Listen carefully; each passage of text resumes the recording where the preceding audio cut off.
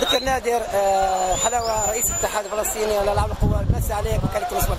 مساء النور لك ولكافه المشاهدين في قناه تيم سبورت ولكافه العاملين ايضا في قناه تيم سبورت. كابتن حدثنا عن الحدث التاريخي الوطني الرياضي، تفضل يا كابتن. بدايه نحن في الاتحاد الفلسطيني للالعاب القوى قمنا بتنظيم هذه الفعاليه بطوله المؤتمر المركزيه التي ينظمها الاتحاد الفلسطيني للالعاب القوى، والتي نظمت ايضا عده فعاليات سبقتها من هذا النوع.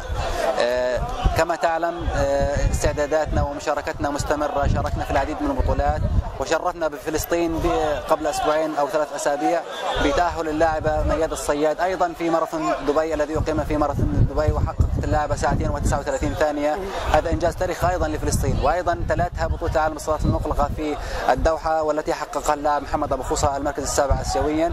لذلك رغم الحصار ورغم الاوضاع الصعبه واغلاق الجهات الا اننا نمتلك العزيمه والاراده، وكما ترى كافه الجماهير الفلسطينيه سواء لاعبين ومدربين وحكام وانديه واتحادات رياضيه مشاركين، بالاضافه الى اللجنه الاولمبيه.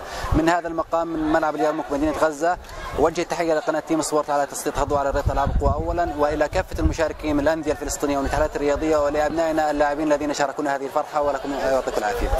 دكتور وائل نادر اداره وكاله تيم سبورت، اتمنى لك التوفيق ان شاء الله. الله يبارك فيك. الله يسلمك. تسلم وان شاء الله بالنجاح يا رب. الله يعطيك الصحه ويخليك.